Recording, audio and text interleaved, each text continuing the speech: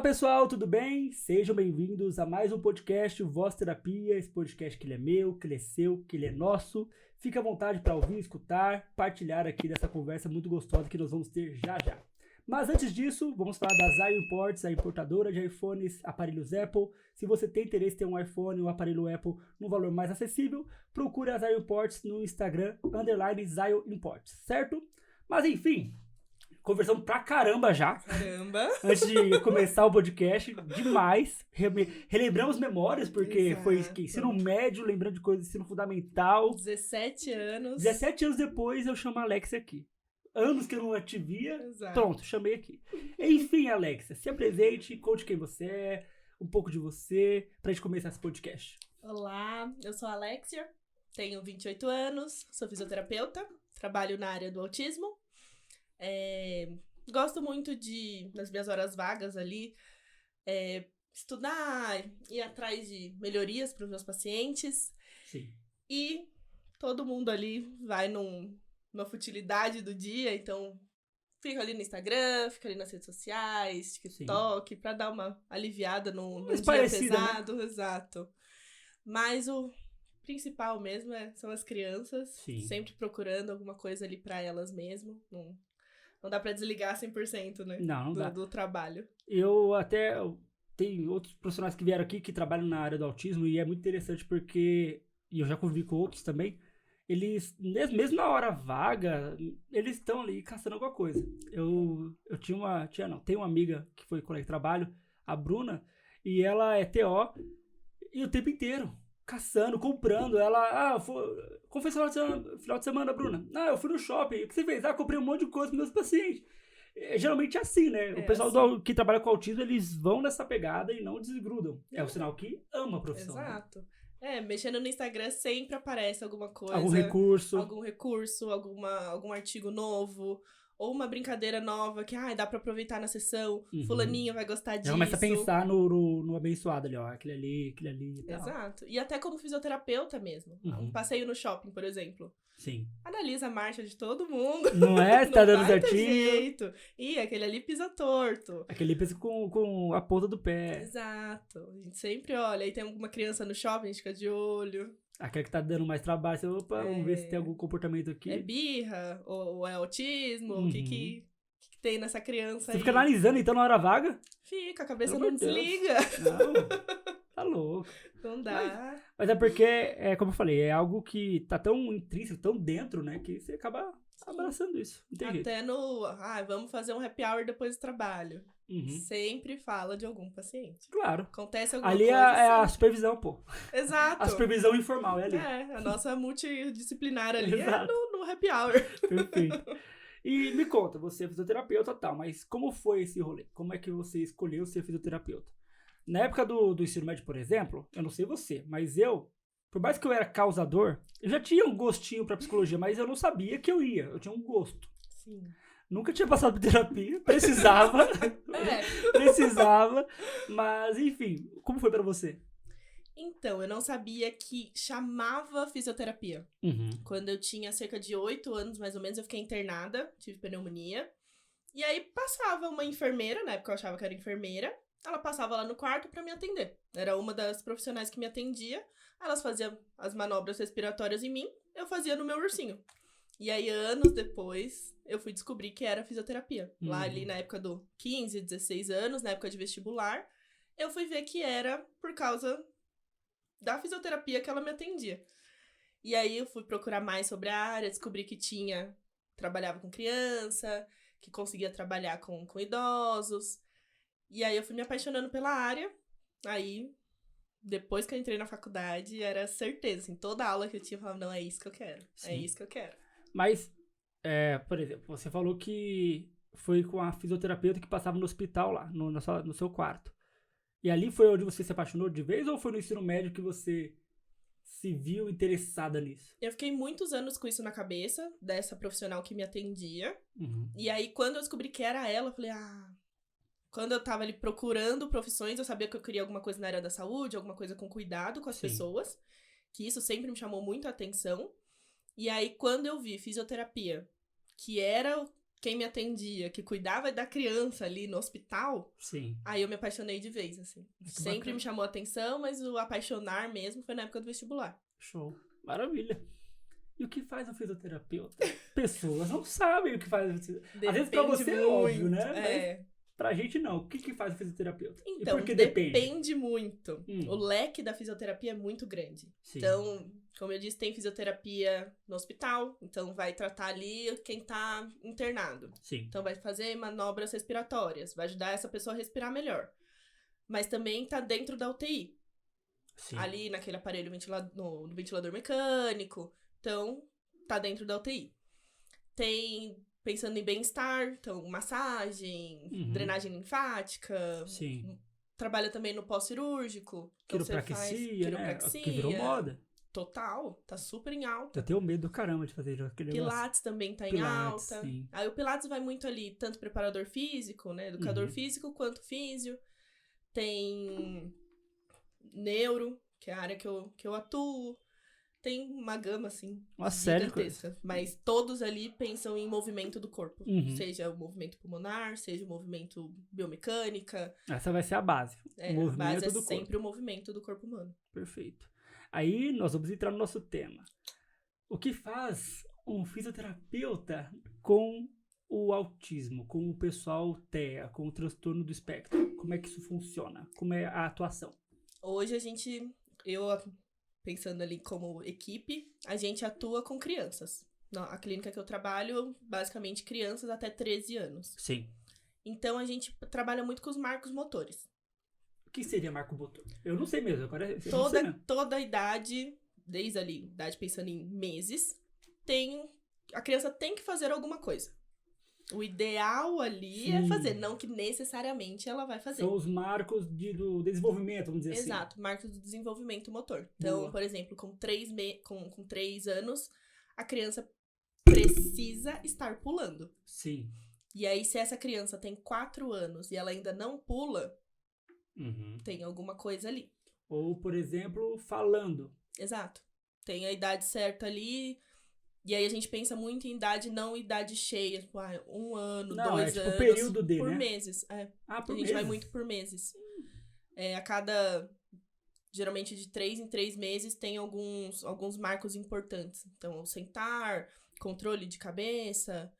E aí, se a criança não tá adequada ali no marco motor, a gente trabalha em cima disso. Sim. Então, se a criança chega pra gente com 5 anos de idade sem pular, a gente precisa trabalhar o salto com essa criança. Então, a gente trabalha muito nisso. E, além disso, o TEA tem muito ligado com a hipotonia, que é uma diminuição do tônus. Então, se a gente consegue manter aqui, eu e você, a gente tem um tônus adequado.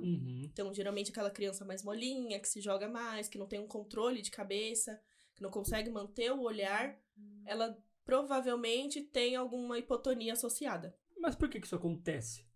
Tá muito ligada com o autismo mesmo. Tá ali dentro das características do autismo. Entendi. Nossa. Porque é verdade. Você falando, eu vou lembrando de algumas situações que, na época que eu atendia na clínica, isso acontecia.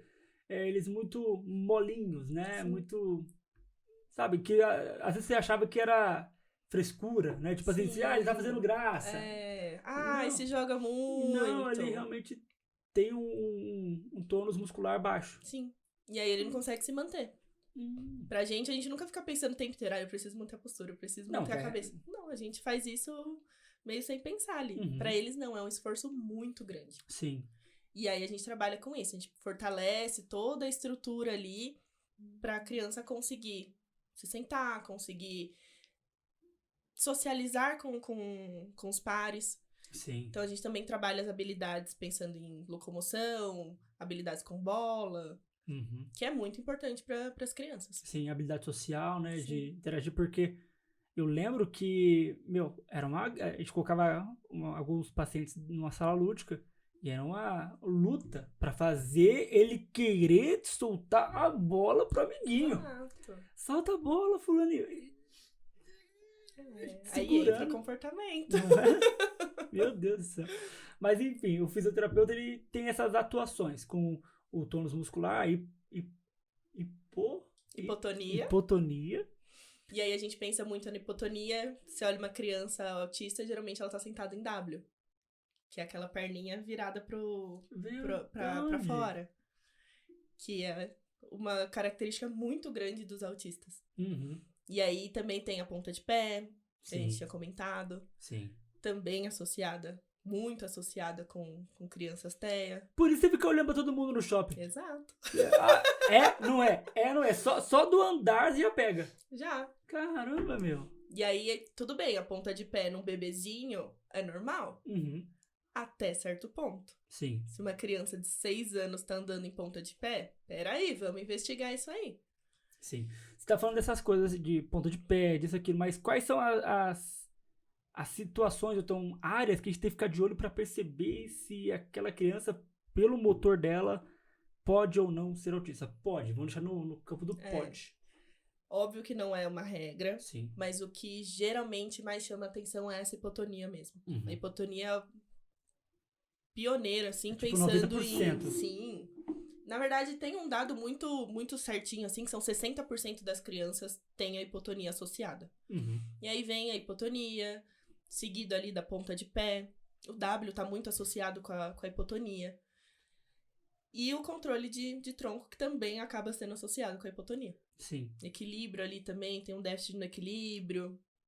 Alguns marcos motores em atraso. Então, uma coisa acaba puxando a outra. Sim.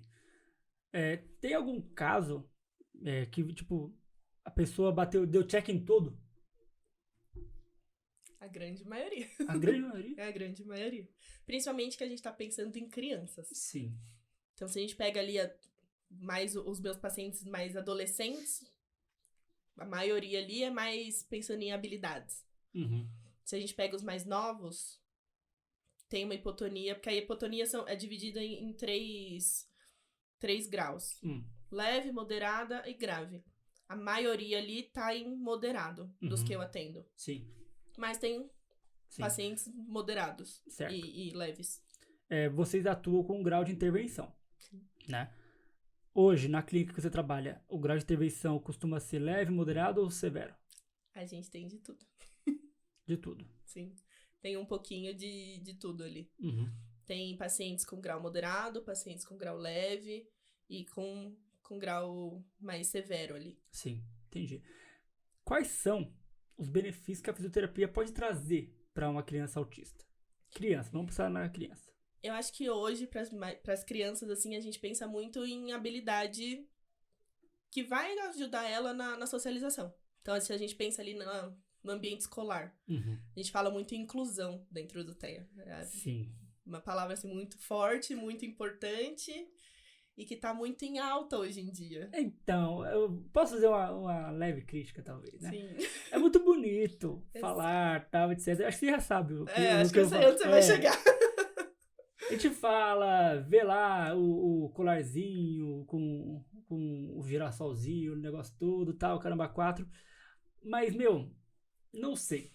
É que quando a gente trabalha na área da saúde, principalmente quando é algum tipo de transtorno, principalmente o autismo que está em alta, e vende bem, vamos entender que isso vende bem. Exato. Né? A pessoa, é muito rentável isso. Exatamente. Fica muito legal. Só que na hora do vamos ver isso não acontece. E aí, eu lembrei do que a Roma falou aqui no podcast. Eu não sei se ela falou no off ou on, mas a necessidade de trabalhar isso no paciente motor, por exemplo, para que ele consiga, quando o adolescente ou adulto, ficar de boa. Exato. Né? Mas continua, desculpa. A inclusão é muito bonita, mas na prática não é muito trabalhado. 100% ali, ou é trabalhado até certo ponto, Sim. Principalmente no ambiente escolar. E aí a gente tenta ajudar ao máximo, assim, essa criança a conseguir conviver com os pares. E aí, pensando em amiguinhos da escola, família, primos. Então, vamos trabalhar habilidade com bola com essa criança. Ela vai conseguir brincar na educação física. Vamos trabalhar postura. Ela vai conseguir prestar atenção na aula. Ela vai conseguir olhar para a professora. Então, a gente consegue trabalhar alguns aspectos ali que vão melhorar a vida dela mesmo, pensando em ambiente fora da clínica. Então, ela vai ter uma marcha um pouco mais adequada para passear no shopping, por exemplo. Ela vai conseguir correr com os primos num dia no parque. Sim. Então, a gente consegue trabalhar bastante essas habilidades, pensando da vida da criança e pensando, como você disse, ela vai virar um adulto. E Exato. como vai ser a vida desse adulto se ele não conseguir socializar. Uhum. Porque assim, o boom de autistas começou a vir agora, e assim, até não lembro qual que eu comentei isso, mas tem muito autista adulto por aí que não foi diagnosticado, Exato. né? E quanto que eles sofreram, né? Sim. Quanto que eles tiveram que contornar a situação porque não sabiam o que estava acontecendo, nunca tiveram diagnóstico, tiveram que lidar com aquela situação. Então, eles já sofrem.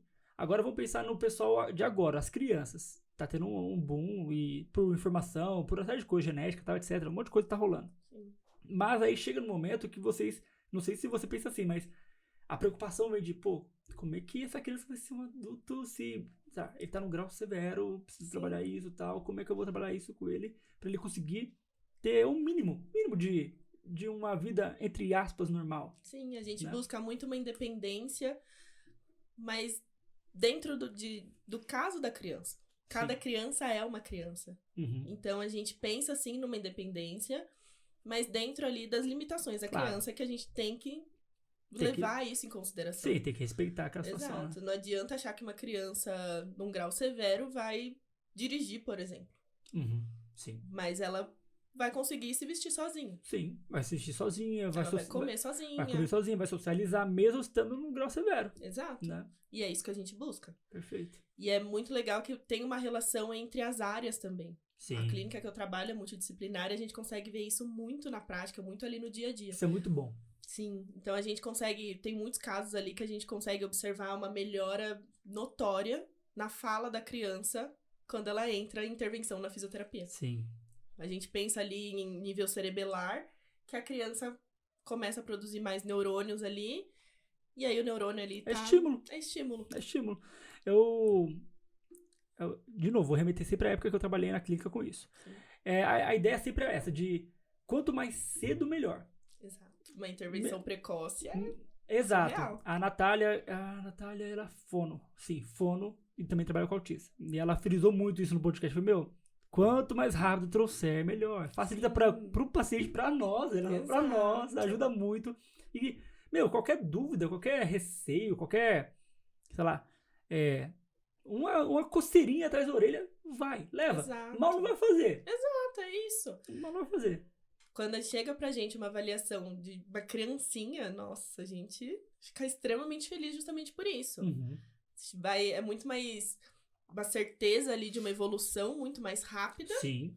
De uma criança com 3 anos do que uma criança com 11 anos. Sim. A criança com 11 anos já tem toda a rotina já dela. criou todo um padrão de comportamento pra lidar com aquilo. Igual eu falei, do adulto. O adulto, 30 anos. Aprendeu a se virar com o que tem. Exato. Aí você vai intervir agora.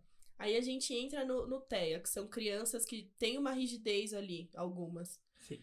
Então, ele aprendeu a fazer tal coisa daquela forma. Uhum. Ninguém vai tirar isso dele, ele vai continuar fazendo. Exatamente. É diferente de uma criança que tá há 3 anos apresentando um comportamento. Uhum. Vai ser muito mais fácil tirar do que uma criança que tá apresentando esse comportamento há 12 anos. Exato.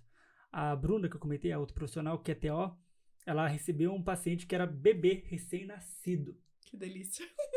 E ela ama a criança. Assim, ela ama, tipo, a amiga da Tagrada fica lá beijando a barriga da pessoa. Eu sou essa pessoa. Ah, é também? Então você pode ser amiga dela. Sou também. bem apegada, inclusive. Ela é desse nível. E, na hora que... Eu perguntei, Bruna, é um bebê? O que tá acontecendo aqui, né? Esse bebê falou, não, Davi, já apresentou no olho quando tava aumentando. Uma série de coisas. Eu falei, então ótimo, maravilha. Essa criança vai evoluir muito mais rápido. Vai. Desde o começo, assim, tinha meses de vida, sei lá. Tinha uns 4 meses de vida. Já tava lá. Sim. Eu falei, perfeito. Porque vai trabalhar desde o começo, do pequeno sinalzinho até o máximo. Essa Perfeito. criança tem um prognóstico incrível. Sim. Vai ser top. Vai. Muito bom, muito bom. É legal pensar nisso, né? Que a criança vai evoluir. Porque às vezes o pessoal pensa assim, um pai mesmo pensa, poxa, recebi o diagnóstico do meu filho que é autista, já veio no luto. E assim, o luto, ele tem que ser vivido, é verdade. Sim. Né? Mas já começa a criar uma série de dificuldades que pode vir a ter, que às vezes a criança vai conseguir passar por aquilo de letra. Exato. Tem crianças e crianças, mas vai passar por aquilo de letra ali algumas coisas. E aí o pai cria uma dificuldade, tem pais que limitam muito, né? E aí às vezes a criança tem um potencial, mas o pai vai lá e dá uma cortada no barato. Em reuniões com a família, a gente escuta muito isso. Nossa, eu nunca imaginei que meu filho fosse fazer isso. Uhum. E pra gente, nossa, mas ele tem um total potencial pra fazer tal coisa. Ah, mas eu nunca imaginei que ele fosse chegar nesse nível, sabe? Os pais limitam muitas das vezes, né? E subestimam muito a capacidade dos filhos. E geralmente, não sei se todos, mas alguns dos autistas, eles têm uma capacidade de cognição muito grande. Sim. Muito grande. Às vezes melhor que a gente. Às vezes mesmo que a criança não fale, não consegue se expressar ali da forma adequada. Mas ele tá entendendo tudo que você tá falando. Exatamente. Tudo que você tá pedindo, ele tá entendendo. Uhum, sim. E às vezes te surpreende no meio do tratamento, né? No meio da terapia, opa, o quê? Oi? Tudo bom? E da forma dele, ele vai conseguir te mostrar que ele tá te entendendo. Exatamente. E é isso dele. Que pra mim é surreal, assim. Sim, sim. Porque você pensa que, ele tá no mundinho dele. Não, ele vai te mostrar no mundinho dele. Exato. Entendi. Tia Alex, vamos supor. Eu entendi do meu jeito, mas eu entendi, eu vou te falar do meu jeito que eu entendi. Você vai ter que ter. E você se vira pra entender. Muito bem. E tá falando aqui das crianças, eu queria saber como é o seu modo de intervenção com as crianças autistas. Como é que você trabalha? Você falou algumas coisas já, eu sei. Mas como é que é a intervenção ali? Por exemplo, tem gente que usa o ABA, gente que usa, sei lá, outros tipos de intervenções. Qual que é o seu? Lá na clínica que eu trabalho, a gente utiliza o ABA, que é a análise do comportamento aplicada. E aí, a gente pensa muito que todo comportamento tem um antecedente e uma consequência. Geralmente, ali, os comportamentos das crianças, pensando em comportamentos inadequados, tem um porquê. E, geralmente, esses porquês vêm de atenção, fuga de demanda, controle, rigidez. Sim. E aí, a partir dessa análise, a gente faz o manejo adequado, vai ignorar o comportamento, vai redirecionar, vai fazer alguma estratégia ali, adotar alguma estratégia que engaje essa criança de novo. Sim. Toda intervenção terapêutica, ou melhor, fisioterapêutica, é igual com todos os pacientes ou não? Eu já sei a resposta, mas talvez o pessoal que está ouvindo ou assistindo não saiba. Mas diga. Não. Como eu tinha dito anteriormente, cada paciente é um paciente, cada criança é uma criança totalmente diferente. Então, algumas coisas são muito parecidas. Principalmente que a gente trabalha ali numa idade muito parecida com as crianças. Então, se eu vou trabalhar salto, que é um exemplo que eu sempre utilizo. Se a gente vai trabalhar salto com uma criança, a gente vai trabalhar de formas diferentes com cada criança. Sim. Muito parecido, mas cada criança vai ser uma estratégia diferente. Não adianta a gente achar que todas as crianças vão responder da mesma forma, vão executar da mesma forma, vão receber essa demanda da mesma forma. Então, cada criança é uma estratégia diferente. Sim, porque às vezes o pessoal...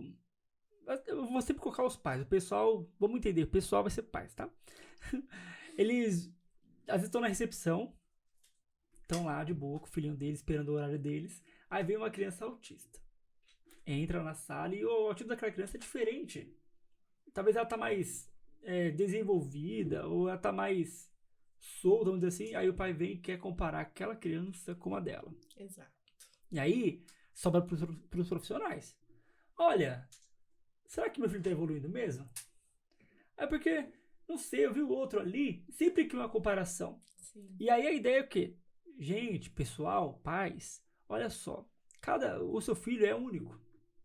Assim como você é única, eu sou único, sua mãe, o Victor, somos únicos.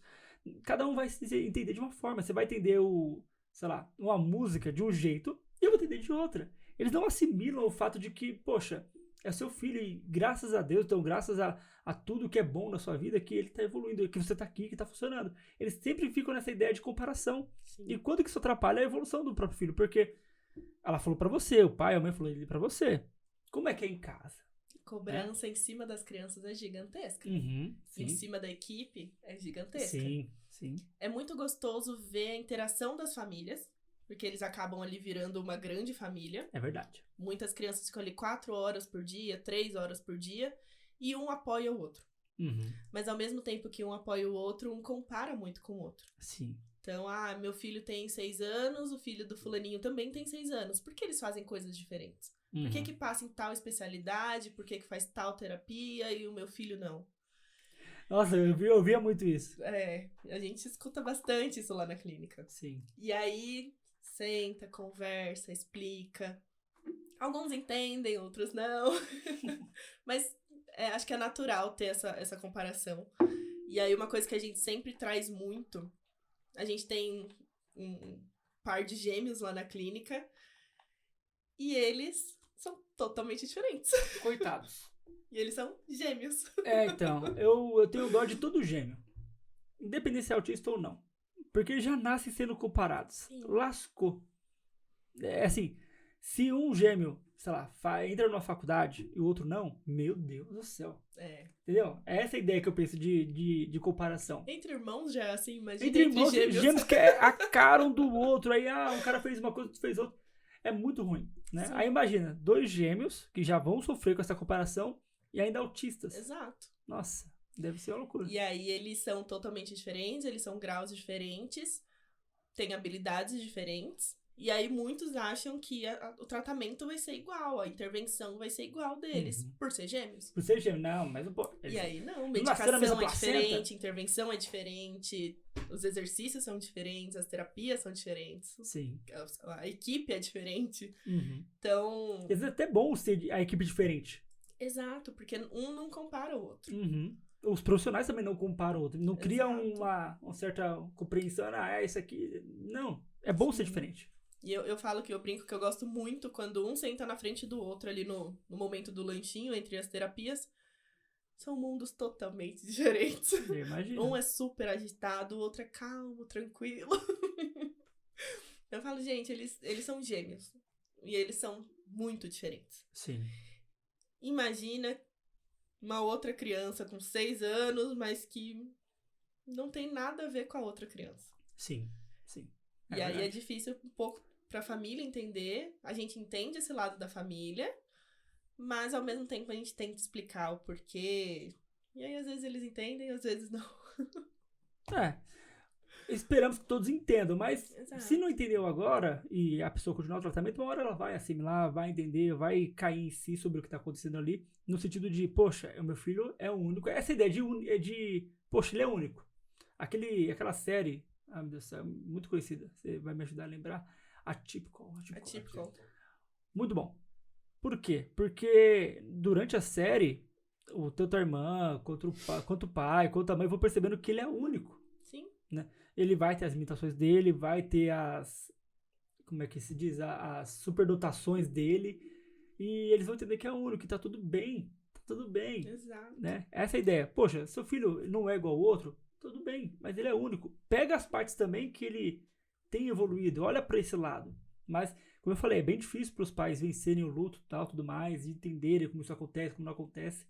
Demanda um tempo, mas uma hora acontece. Os que não entendem agora vão entender o momento. A gente fica nessa espera aí do... Acontece. Boa. A gente tá falando de crianças autistas, mas eu queria saber como é a diferença, se tem a diferença da fisioterapia para uma criança que tem espectro e uma criança que não tem espectro. Tirando essa questão do comportamento das crianças autistas, uma sessão é igual para uma criança típica e uma criança atípica. Uma criança fora ou dentro do espectro. Sim.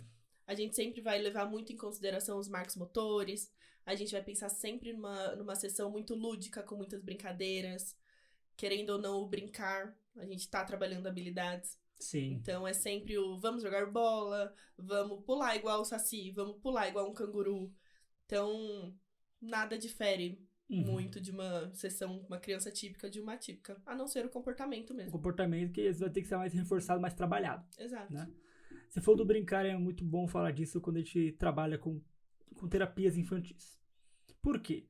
Todo terapeuta, independente da área, da especialização dele, ele vai usar o lúdico. Sim. E aí que tá. Os pais às vezes não entendem isso. Por quê? Aí, eu tô no processo de não mais atender crianças por escolha e tal, tudo mais. E eu falava, toda vez que eu fazia uma anamnese, chamava os pais primeiro, pegava todos os dados, tal, etc. Aí a última coisa que eu falava é o seguinte, seu filho vai falar todo dia que brincou. É verdade, ele brincou. Eu não. Eu falava, eu não brinquei. Eu usei o lúdico, eu explicava o que era o lúdico pra eles e tal. E nesse lúdico que ele brincou, eu estava brincando com ele, mas observando N situações que estavam acontecendo. Então, por favor, não chegue pra mim e fale assim, meu filho falou só que eu tô brincando lá. Não, ele não tá só brincando. Ele pode até achar que está. Deixa ele achar. E que bom que ele tá achando. Isso, deixa ele achar que ele tá brincando. Eu não. Porque pega muito isso. Pega. A criança sai da sala. E aí, filho, o que você fez hoje? Brinquei. Exato. Aí vem aquele peso.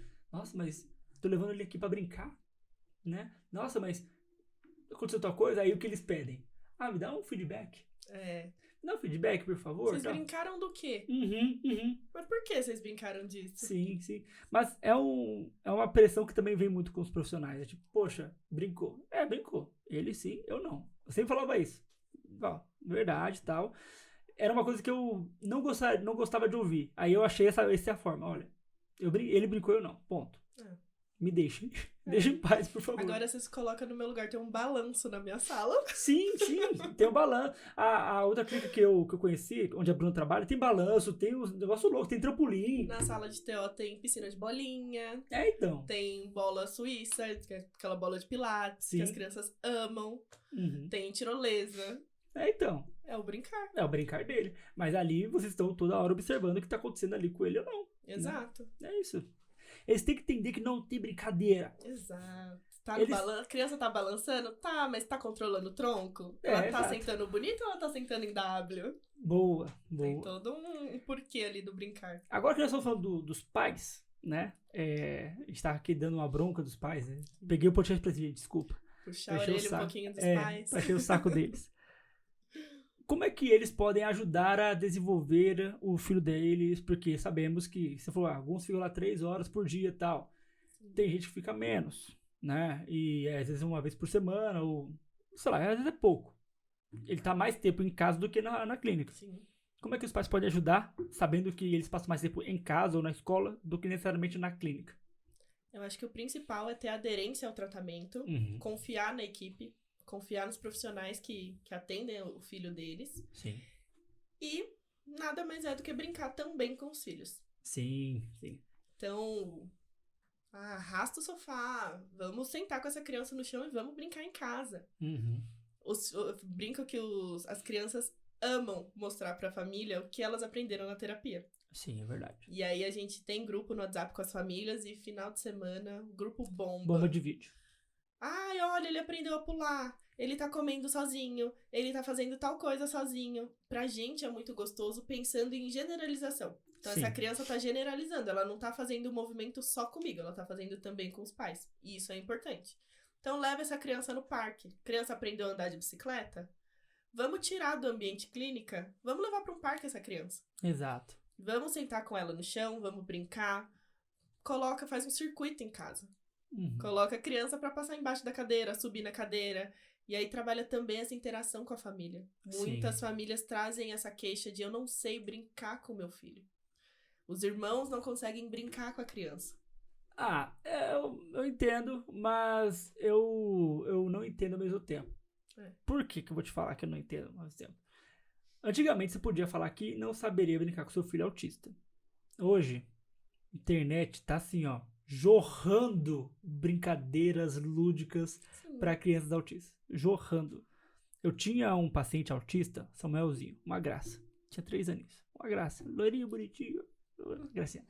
E a mãe dele era melhor que a gente, às vezes. Por quê? Nós não tínhamos muito tempo lá. Então ela fazia muita coisa. Tem família final de semana, que vira terapeuta. Final de semana, meu celular bombava. Olha, doutor Davi, tá aqui, ó. Fizemos isso. Ela tirou o carro da garagem, encheu de água, jogou detergente e vamos brincar. Tá. Sabe, ele se divertia. Sim. Cansava. Ela falou assim, Davi, ele cansou de brincar e dormiu. Cansou. Exausto. Tanto brincar. E assim, ela abdicava de tempo dela, era autônoma e tal. Tirava um tempo dela pra aquilo. E acho que até hoje ela faz isso. Então, eu tenho total certeza. Mesmo não falando com ela há tempos, eu tenho certeza que ela continua. E, certeza que com essa intervenção dela, ele tá evoluindo muito. Ele deve ter hoje, seus 5, 6 anos? Faz uns 3 anos isso. Deve estar voando. Não adianta a gente trabalhar, e aí a gente pensando em equipe, trabalhar o brincar, trabalhar as habilidades, se chegar em casa e a criança ficar com tela o tempo inteiro. Sim. A criança sai da clínica, vai pra escola, chega em casa à noite, é tablet, é notebook, é celular o tempo inteiro. essa criança não vai evoluir. Sim. A gente precisa dessa aderência da família. Sim. É que a gente tá falando aqui de autismo, mas isso é pra todas as Exato. crianças, todas. A gente A tela vê... é o mal do século. Caramba, meu, eu fico louco com isso. Eu tava uma vez com a minha esposa, né, a gente foi viajar e tal, pegamos um hotel fazenda, a gente tava lá jantando, eu olhei pra mesa do lado, o pai, mãe e filho. Sem brincadeira, todos no celular. Ele no celular, a esposa no celular e a criança no tablet dela. Ela tava zumbizando ali, tava tipo, o tablet aqui, tava aqui, ó. Sim. Comendo. Eu falei, meu Deus do céu, gente, eles não conversam.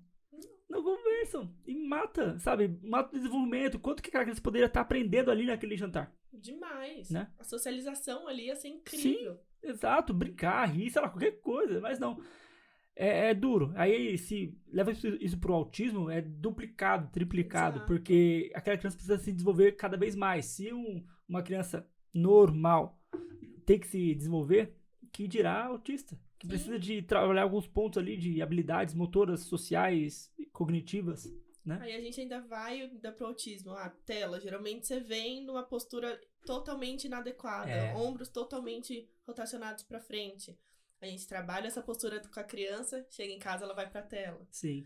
Tem o lance da ecolalia também das crianças, que elas ficam repetindo muitas palavras. Tem muita criança que vem repetindo coisa de filme, coisa de desenho, de joguinho. Uhum. E aí a gente, depois de muito tempo, vai descobrir que é por causa de tela. Sim, verdade. Já vou pegar o gancho então. O que os pais não devem fazer? A gente falou o que eles podem fazer. Se quiser colocar mais coisas que eles podem fazer, você pode falar também. Tem mais coisas que você acha que eles podem fazer? Eu acho que é o brincar com a criança mesmo. Se resume ao brincar, a curtir seu filho mesmo. Uhum. Independente de ter um diagnóstico ou não, curtam seu filho. Perfeito. E o que eles não devem fazer, além das telas? Que já estamos falando disso aqui. O que eles não devem? Entramos numa grande polêmica. Não, a gente gosta de polêmica. Eu acho que o não fazer é não pular etapas. Uhum. Então, as crianças... Quero muito que meu filho ande de bicicleta. Porque o pai anda de bicicleta, eu quero levar o filho para andar de bicicleta no parque. Esse interesse é muito importante. Mas será que seu filho está preparado para andar de bicicleta agora? Uhum. Será que a gente ainda não tem que trabalhar ali um fortalecimento de membro inferior, um controle de tronco? Ele vai conseguir se manter na bicicleta, pedalar, manter ali o guidão, manter a direção. São duplas tarefas, triplas tarefas. Minha ali, querida, é muita coisa. eu vou te falar um negócio aqui. Ai, meu Deus. Eu vou abrir meu coração pra você. Eu tenho bicicleta aqui, certo? Eu, adulto, tô com medo do que vem. crescido, não diagnosticado com autismo. Caí 2 vezes já, com todo o negócio ali. Então. Caí de me esborrachar e você quer cobrar de uma criança que tem Exato. autismo, que tem toda uma questão ali do hipotônus, o caramba 4. Que não, geralmente tem uma tensão mais baixa, então Sim. vai desviar de um obstáculo? Pois é, vai ver a ver borboleta lá e... Exato. E aí não pula essa etapa. Se a gente tá segurando, a gente tem um motivo, a gente vai trabalhar. Sim. E aí muitos ali por debaixo dos panos começam a trabalhar uma habilidade nova. Sim. Eu uso muito, como eu já Como disse, é que você descobre? salto. Como é que você descobre? Quando chega no momento de treinar a habilidade com a criança. A criança tá lá, chegou o momento, hoje eu vou pular com essa criança. Vou começar a ensinar o pular. Aí chega lá, a criança já pula toda compensando os movimentos. Uhum. Aí fala, opa, tem alguma coisa aí. Tem algo de errado que não está certo. Porque, não, mas meu filho pula. Mas como ele tá pulando? O pular tem toda uma etapa ali que a gente precisa fazer. Não é simplesmente o pular. Sim. E aí alguns pais batem muito na tecla de, não, mas meu filho pula. Não, mas só pra falar que filho pula. Exato. É um orgulho de falar, não, meu filho pula. Então, tem toda uma etapa ali que a gente precisa adquirir nesse salto, que a gente trabalha muito ali, um trabalho muito de formiguinha pra gente conseguir. E às vezes a criança chega ali já com o movimento totalmente compensado. E pra tirar esse movimento... É um retrabalho, né? É igual quando você, sei lá, vamos pegar... Eu gosto de usar muita analogia, né? Então vamos lá. Você vai lá e constrói um muro. E o seu muro tá torto. Você vai ter que compensar de alguma forma. Aí você vai ter que, talvez, derrubar o muro, fazer de novo. Exato. Mas o problema aqui na fisioterapia é o seguinte, como é que você vai desaprender aquela criança a parar de compensar, Sim. né? No muro é muito fácil, você quebra o muro e faz. E aí, a Exato. criança? Tem todo um gasto ali a mais, pensando em motor da criança. Uhum. E às vezes ela tá compensando um movimento, ela pode sentir dor. Uhum. E aí algumas crianças não falam. Como ela vai falar pra gente que ela tá sentindo essa dor? Não é? Como ela vai demonstrar? Aí vem o choro, vem o grito, vem um hétero lesivo. Então, às vezes, tem criança que bate, mas às vezes é porque ela tá falando que ela tá sentindo dor. Exato. E aí, até a gente entender que esse comportamento foi por causa da dor, aí entra o ABA. Sim. Comportamento tem sempre um antecedente e uma consequência. Essa criança tá sentindo dor, ela bateu. A dor vai ser o antecedente, comportamento foi o bater. O que a gente vai fazer a partir disso? Então, não pulem etapas. Não pulem etapas. Escutem a equipe. Se a gente não tá pulando com a criança, não é porque a gente não quer. Uhum. Não é porque a gente tá segurando a criança por mais tempo. Não. Sim. A criança ainda não tem como adquirir essa habilidade. Sim, ela Vamos trabalhar todas as outras coisas até a gente conseguir chegar no pular. Sim, exato. É uma coisa que, de novo, é aquela ansiedade do pai querer ver funcionar, querer ver, Exato. ele tá pulando, ele tá... Calma, gente, vai dar tudo certo. Ele vai chegar nesse momento. Ele vai pular. Exato. Mas o que me chama a atenção é esse ponto, né? Às vezes a criança não fala e ela vai mostrar de outras formas. Sim, e eles mostram. E eles mostram, não é mesmo? Você pode ali no momento não entender. Uhum. Mas depois de um tempo você vai fazer... Você começa a entender o que ele tá dizendo. E depois de um tempo, qualquer coisa você fala, é isso. Você já entende a criança. Sim. Mesmo entende que a ela linguagem não dela, fala, né? É o que eu falo muito pros pais. Eu olho pras crianças e elas me falam tudo que elas estão sentindo. Sim. No olhar ali eu já sei como foi o dia, se ela tá bem, se ela não tá, se vai engajar na sessão, se não vai. É muito uma troca muito gostosa, assim, que a gente tem com as crianças. Sim. Falando disso, não tá nas perguntas, mas eu quero te fazer. Já teve momentos que o paciente chegou e não quis entrar e a sessão não rolou porque ele estava muito incomodado, muito angustiado, algo do tipo? Acontece. Principalmente crianças gripadas, por exemplo. Sim. Tem uma criança lá, ele tem uma sinusite crônica, ele sempre tá com o nariz muito entupido, o nariz com muita secreção, e ele fica irritado. Sim. Às vezes ele consegue pedir papel, ele usa comunicação alternativa, então ele se comunica com tablet.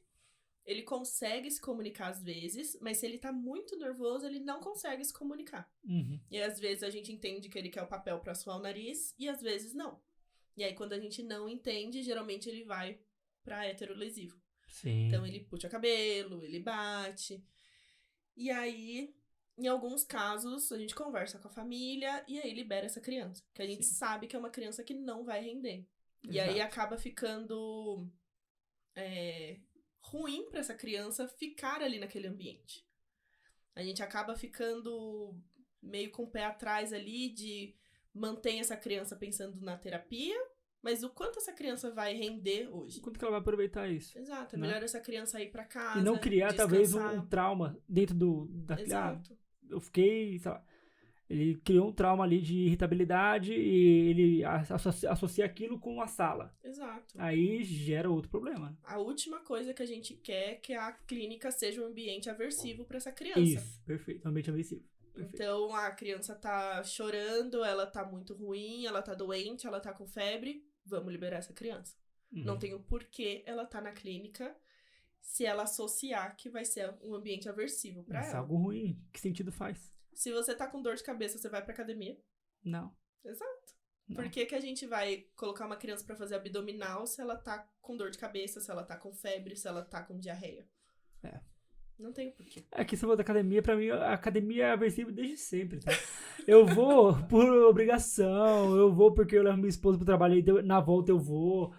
Olha, eu vou te colocar na minha agenda então, porque minhas crianças são um orgulho. É? Fazem abdominal. Melhor que eu. Muito melhor que eu, porque eu de um ano que tô na academia, se eu fiz, sei lá, 10 vezes foi muito. Não, tem um adolescente lá, eu falo pra ele, se você é meu orgulho, ele corre na esteira 14. Eu faço 5, eu faço velocidade de senhorinha. Uhum. Ele faz 14, correndo, ele, tia, você faz assim? Eu, não. Ele faz 14?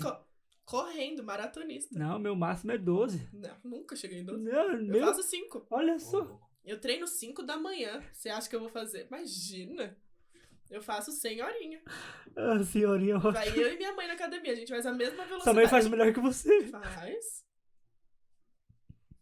Quando Muito eu bom. coloco inclinação. Aí também já é demais. É num dia muito inspirado, eu coloco Nossa, inclinação. não, nem ferrando, eu coloco também não. Não Minha coloco. criança, meu adolescente, que eu não posso chamar ele de criança mais, que Não, ele fica não. bravo. Meu adolescente, Sim. com inclinação, 14, correndo.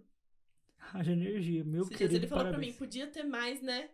Podia, não podia? Falei, podia, né? Vou te inscrever numa maratona. Maratona. De E ele ladeira, vai de que ladeira. São Silvestre, vou inscrever ele. Maratona de ladeira. Leve pra Exato. Zona Sul lá, só ladeira. E ele vai que vai. Muito Assim, eu falo, minhas crianças são meu orgulho. Eles fazem mais coisa que eu. bom. Isso é muito bom. Sim. Muito bom. Mas daí, eu não tenho também, não tá nas minhas perguntas, mas eu quero te fazer. Trabalha numa clínica multidisciplinar. Sim. Conta qual que é o benefício de trabalhar com, tipo, psico, TO, fono. O quanto que isso é bom para, tanto pro paciente, mas para você também em relação à troca. Conta um pouquinho pra mim. A troca da clínica é muito boa, pensando em multi. Justamente pensando em habilidades que a fisio vai trabalhar o motor da criança, então vai melhorar a fala. Tem muitos estudos também que correlacionam musicoterapia com fala, Sim. que melhora muito. Uhum. Então, a fisio vai fortalecer, vai trabalhar tronco, vai trabalhar a rotação de tronco. Então, vai ajudar a TO pensando em atividades de vida diária. Então, cada... Pegar uma coisa ali, pegar aqui. Exato. Ir num banheiro, por exemplo, para criança, pensando futuramente em crianças que vão conseguir ir no banheiro sozinha, para se limpar. Então, precisa dessa rotação. Sim. Então, cada um trabalha ali em uma etapa diferente. Se a criança vai entrar em desfraude, ela precisa ter esse controle de tronco, ela precisa se sentar no vaso e conseguir se manter. Uhum. Então, a gente consegue trabalhar muitas coisas juntos, pensando que cada um vai estar numa etapa ali. Sim. Entendi. Qual que é o maior desafio de uma fisioterapeuta com o público autista? O maior desafio que você entende assim que, pô, isso aqui eu tenho que vencer todos os dias. Pra mim, com certeza, é comportamento. É? Sim, com certeza, assim, ultrapassa... Antes, pra mim, era muito a família. Sim. Pensando ali nos anseios das famílias. Mas chegou um ponto que as famílias são muito tranquilas, confiando muito no meu trabalho, Isso graças é a ótimo. Deus. Isso é muito bom. Quando você tem apoio total da família, isso é bom. Exato. E aí, comportamento ultrapassou, com certeza. Sim. Saber Mas por ali... que o comportamento? Por quê? Eu preciso trabalhar abdominal com a criança. Mas ele não quer fazer o abdominal. Entendi. Mas eu preciso trabalhar esse abdominal Aí- pensando no tronco dessa criança. Aí você tem que convencer ela. Aí eu preciso fazer todos os manejos ali. Sim. E mesmo assim, com muitos manejos, com 30 minutos de manejo, essa criança não quer. Não. Então é um jogo de cintura ali. Eu falo que a cabeça, durante um atendimento, ela não para. Sim. É o tempo inteiro pensando, eu vou propor tal atividade, se ele aceitar, a atividade vai acontecer. E se ele não aceitar? Uhum. Que é geralmente o que acontece, né? Que é geralmente o que acontece. Se ele não aceitar, como eu vou conseguir convencer ele a aceitar? Uhum. Quais manejos eu vou utilizar para ele aceitar essa atividade? Então, além do motor, que eu preciso me preocupar, que essa criança precisa evoluir, ela precisa evoluir ali nos marcos motores, nas habilidades, eu também preciso me preocupar com o comportamento. Sim. Que é uma coisa que eu não teria que me preocupar se fosse um atendimento de uma criança típica. Verdade. Verdade. Então o ponto aí vai ser sempre o comportamento. No seu caso, o maior desafio vai ser esse. Sim. Trazer a questão do comportamento para ver se eles funcionam dentro daquilo. Exato. E aí colocar o ABA dentro da minha sessão. Sim. Que aí entra meio que a intervenção literal da coisa, né? Exato. Porque a gente conversou até no off, que o ABA é muito, muito insistente, muito incisivo, né? Exato. E aí, muitas crianças geralmente aprendem muito por repetição, repetição. Mas ela não tá num dia bom, ela não quer fazer essa quantidade de repetição. Sim. Aí aumenta suporte, tem criança que, pela rigidez do próprio TEA, não aceita esse contato físico. É verdade. E aí é todo um manejo, todo um jogo de cintura ali pra essa criança aceitar. Sim. Bem colocado. Bem colocado. Nós vamos chegar no final do nosso podcast. Sim. Acho que você está mais leve, Muito mais. né? Foi maravilhoso, muito bom. Mas antes de nós terminarmos, eu sempre peço pro meu convidado me trazer alguma indicação, seja de filme, livro, série, qualquer coisa, qualquer indicação que você possa trazer. Não precisa necessariamente ser voltado ao autismo, ao tema que está falando, mas fica à vontade para isso. Tem uma série que eu tô apaixonada, tem no Netflix, chama Advogada Extraordinária. Advogada Extraordinária. Sim. E ela é autista. Por isso é extraordinária. Vai ali meio pro dorama, uma série, se eu não me engano, ela é chinesa ou coreana. E ela é uma autista que acabou de se formar em direito. E aí ela trabalha no escritório e tudo. E aí a série gira em torno disso, dos desafios que ela encontra por ser uma autista num ambiente corporativo. Sim. E a série é muito boa.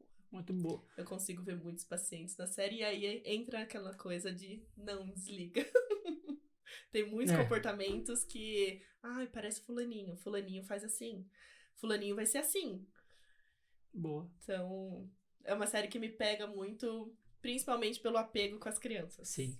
E o legal é que é dorama, né? Porque tem uma galera viciada em dorama. Exato, pelo tá amor de Deus. super em alta. Então, você que é viciado em dorama, tá lá. Vai Advogada nessa. Extraordinária. É Perfeito. maravilhosa. Muito bom. Muito bom. Tem mais alguma ou é essa? Não, acho que é essa. Perfeito. Muito bom. Vou escolher a dedo. Muito bem. Mais uma vez, obrigado por ter vindo.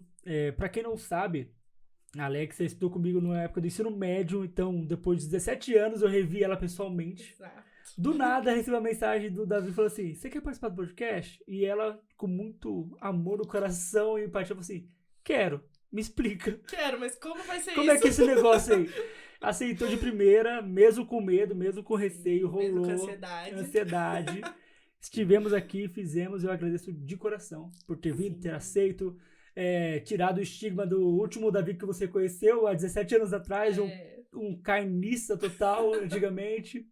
Obrigado por ter vindo e ter aceito esse convite. Muito obrigada pelo convite. Eu amei estar aqui, amei falar um pouquinho mais sobre a fisioterapia no TEA, que ainda é novo, muitas pessoas não sabiam. Quando eu entrei na área, eu não sabia que tinha essa intervenção. E muito obrigada mais uma vez. De nada, eu que agradeço. É isso, pessoal. Se você chegou até aqui assistindo ou ouvindo, tenho certeza que você adquiriu muito conhecimento. Então, se você gostou, deixa seu like, comenta. Se você conhece a Alexa, comenta aqui sobre o trabalho dela. Vai ser muito bom para nós. E até o próximo episódio de Voz Terapia. Abraço!